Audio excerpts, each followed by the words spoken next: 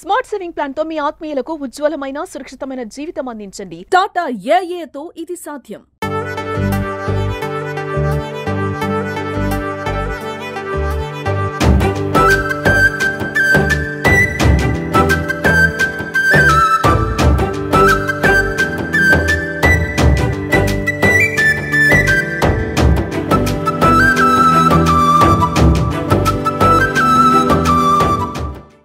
మరి మాజీ పిసిసి అధ్యక్షుడు మాజీ మంత్రివర్యులైనటువంటి పెద్దలు ధర్మపురి శ్రీనివాస్ గారు స్వర్గస్థులై 1 సంవత్సరం అయింది.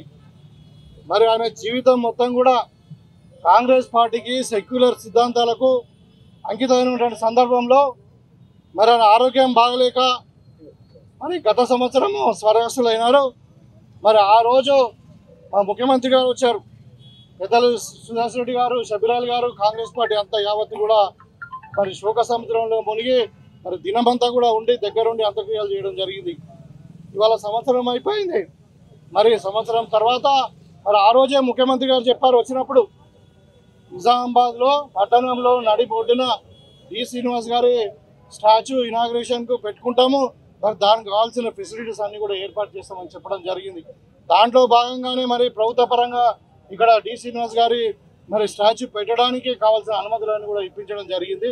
ఇవాళ మరి పెద్దలు డి శ్రీనివాస్ గారికి నివాళులు అర్పిస్తూ మరి ఆయన యొక్క సిద్ధాంతాలను మనం అందరం కూడా కొనసాగించాలా, మరి ఆయన యొక్క సెక్యులర్ భావాలను మరి కాంగ్రెస్ పార్టీకి అంకితంగా పనిచేసినటువంటి విధానాన్ని మనకి ఎప్పుడు కూడా ముందుకు నడిపిస్తుంది. మరి ఆయన సిద్ధాంతాలను ముందుకు తీసుకెళ్తూ మరి కాంగ్రెస్ సిద్ధాంతాలను ముందుకు తీసుకెళ్తూ ఆయనకు నివాళులు అర్పిస్తూ ఉన్నాం ఈరోజు. మరి నిజామాబాద్ జిల్లాకు కానీ అదేవిధంగా సమైక్య ఆంధ్రప్రదేశ్లో కానీ మరి ఆయన కాంగ్రెస్ పార్టీకి చేసినటువంటి సేవలు ఎప్పుడు మరవలేము. నేను కూడా మరి టీఆర్ఎస్లో ఉన్నప్పటికీ మరి ఆయన కొంత మటుకు అప్పుడు ఎమ్మెల్సీగా ఉన్నప్పుడు ఆయనతో కలిసి ప్రయాణం చేయడం జరిగింది. నీతిజ్ఞుడు మరి మరి అన్ని విధాలా మాకు గైడెన్స్ ఇచ్చినాడు. మరి అప్పుడు ఆ రోజులను మేము మరవలేము.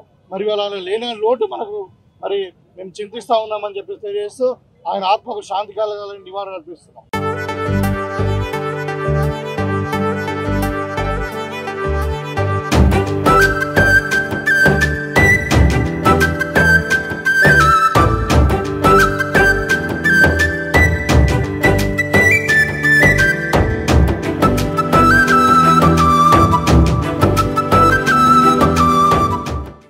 మిత్రుడు భూపతి రెడ్డి గారు చెప్పినట్టు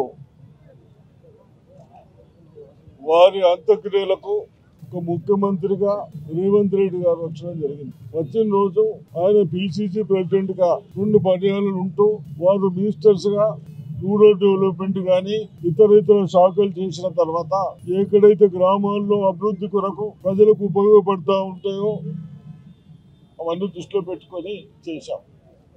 నిజామాబాద్ కూడా అండర్ గ్రౌండ్ డ్రైనేజ్ కానీ ఇవన్నీ వారు చేసిన పనులు. వారు ఎన్డీఎస్యూ ప్రెసిడెంట్తో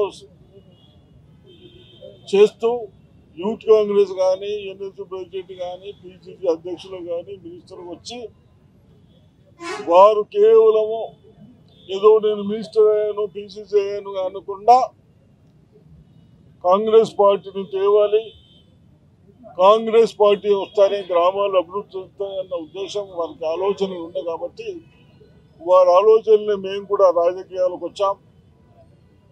89లో 6 నేను ఒకటేసారి కాంటెస్ట్ చేశాం. ఒక యూనిట్గా ఉండేవాళ్ళం నేను డి శ్రీనివాస్ గారు చిన్నప్పటి నుంచి కలిసి ఉండేవాళ్ళం. కాబట్టి మరి నిన్న వారి విగ్రహం పెట్టడం జరిగింది. దానికి పెద్దలు మన సెంట్రల్ మినిస్టర్ హోమ్ మినిస్టర్ గారు వచ్చి చేశారు, సంతోషం. అయినా మేమందరం అందుబాటులో లేక ఈరోజు వాళ్ళ సేవలని జ్ఞాపకార్థం కొరకు కాంగ్రెస్ పార్టీ తరఫు నుంచి మీరు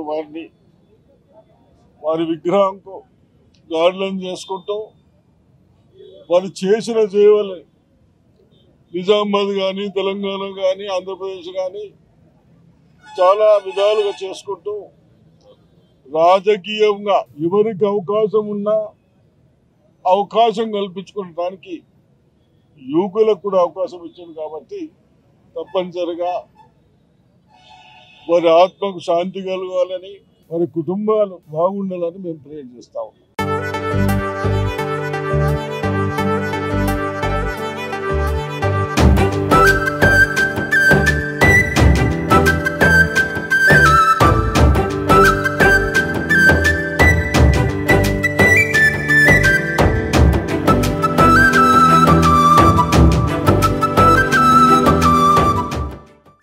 ఎన్ఎస్ఐ నుంచి మరి మంత్రిగా పిసిసి ప్రెసిడెంట్గా ఎన్నో పోస్టులు చేసిన వ్యక్తి, ఆయన పేరు డి శ్రీనివాస్. మరి డి శ్రీనివాస్ గారు చనిపోయి నిన్నటికి సంవత్సరం అయింది. మరి ఇక్కడ నిజామాబాద్ అభివృద్ధికి ఆయన ఎంతో కృషి చేసిన సంగతి అందరికీ తెలుసు. మరి ఆయనే ఒక విగ్రహానికి నిన్ననే అమిత్ షా గారు ప్రారంభించినారు. మరి మేమంతా కాంగ్రెస్ వాళ్ళు, ఎందుకంటే ఆయన పుట్టింది కాంగ్రెస్ పార్టీలో, ఎన్ఎస్ఐ నాయకుడిగా రాష్ట్రమే కాకుండా దేశంలో పేరు పొందిన వ్యక్తి. ఆ వ్యక్తికు మేమందరం కూడా ఆయన స్టాచ్యూకు పూలదండలు చేసి నిన్న ఘనంగా నివాళులు అర్పిస్తేందుకు కాంగ్రెస్ నాయకులు, జిల్లా Congress president, NUDA chairman Ratnakar గారు, జావీద్ అక్రమ్ గారు, మిగిలిన మున్సిపల్ కౌన్సిలర్స్ అందరూ కూడా పాల్గొన్నారు.